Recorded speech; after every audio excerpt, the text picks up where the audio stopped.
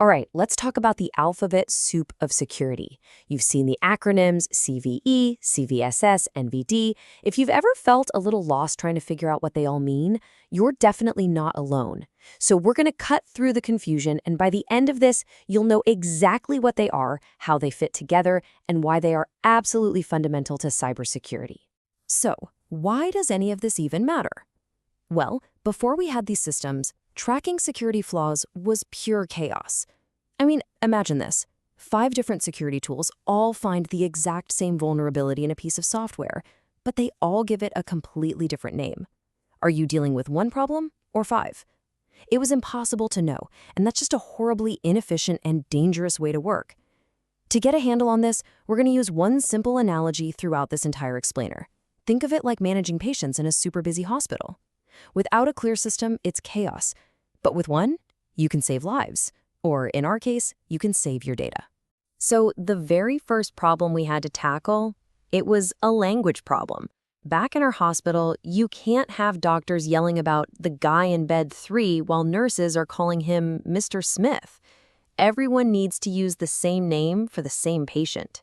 And that's where CVE comes in. It stands for Common Vulnerabilities and Exposures. Started way back in 1999 by the MITRE Corporation, its goal was brilliantly simple. One name for one vulnerability. That's it. Just like every patient gets a unique ID number so that every doctor, nurse, and specialist in the entire hospital is talking about the exact same person, every known vulnerability gets its own unique CVE ID. Now, here's the most important thing to get about CVEs, and you can see it right there in that last point. A CVE record is designed to be lean. It gives you that unique ID, a super brief description, and a few reference links. And that is all. It's not supposed to tell you how bad the flaw is or how to fix it. Its job is identification. It's literally just the universal name tag. That's its whole job. Okay, great. So now every patient, every vulnerability has a unique name. But that just creates the next problem. Picture the emergency room again. You've got a dozen patients rolling in all at once. How do the doctors know who to treat first? They need a fast, consistent way to triage, to figure out who's in the most trouble. And this is where the CVSS, or the Common Vulnerability Scoring System, comes into play. It's a totally open standard that scores the severity of a vulnerability on a simple scale from 0 to 10. In our hospital analogy, this is like checking a patient's vital signs.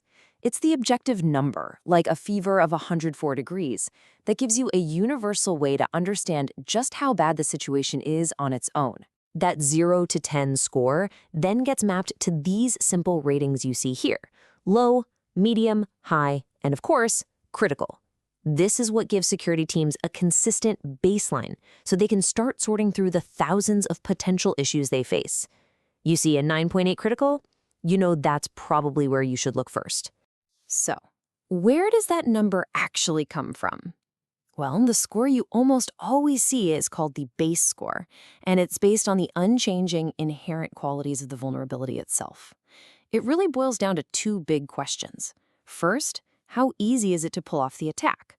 Does it need local network access, or can it be done from anywhere on the internet? And second, if it works, what's the damage? Does it steal data, mess with the system's integrity, or just shut the whole thing down? All right, let's put the final piece of the puzzle into place. Back at our hospital, we now have a patient with unique ID.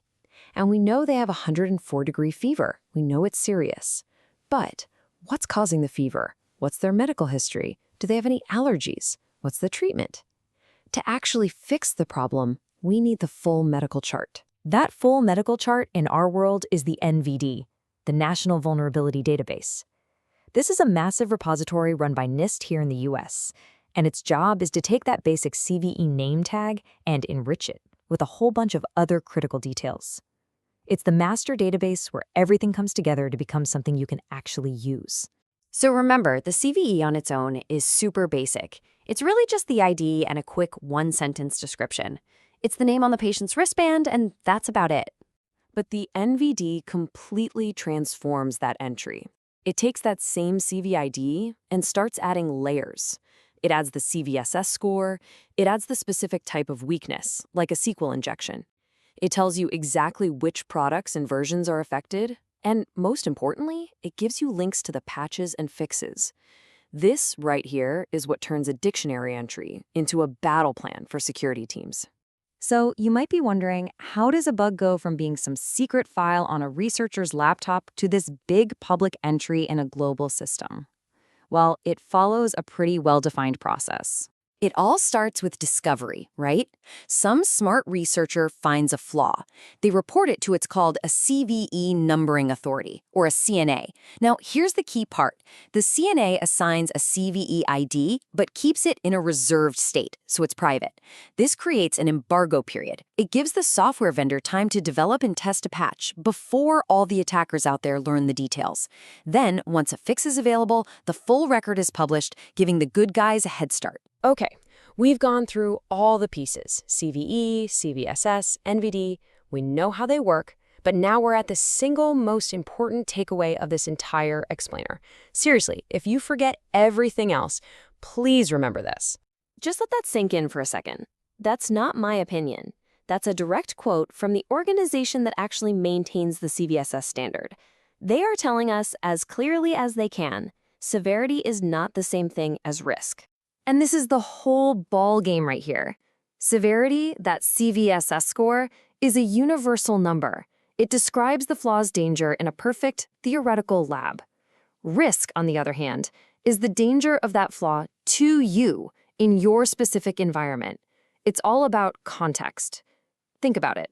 A critical 9.8 vulnerability in Microsoft Exchange Server poses literally zero risk to your organization if you run all your email on Google Workspace. The risk is zero, zilch. Severity is the number. Risk is a business calculation. So, to wrap it all up with our analogy one last time, CVE is the unique patient ID. CVSS is the symptom severity score, that 104-degree fever. And the NVD is the full medical chart with all the details you need to actually provide treatment. Together, they create this elegant system for bringing order to the chaos of vulnerability management. And believe me, we need this system more than ever. In the last few years, we've seen more than 25,000 new CVEs published annually. That's almost 70 new, unique security flaws being disclosed every single day. Which brings us to our final thought. When you are facing a tidal wave of 70 new vulnerabilities every day, is just chasing the highest CVSS score a real strategy? No, it's a recipe for burnout. The score is just the starting point. The real question isn't, what's the highest score? The real question is, what's the highest risk to us? And answering that, well, that's the real challenge and the key to effective security.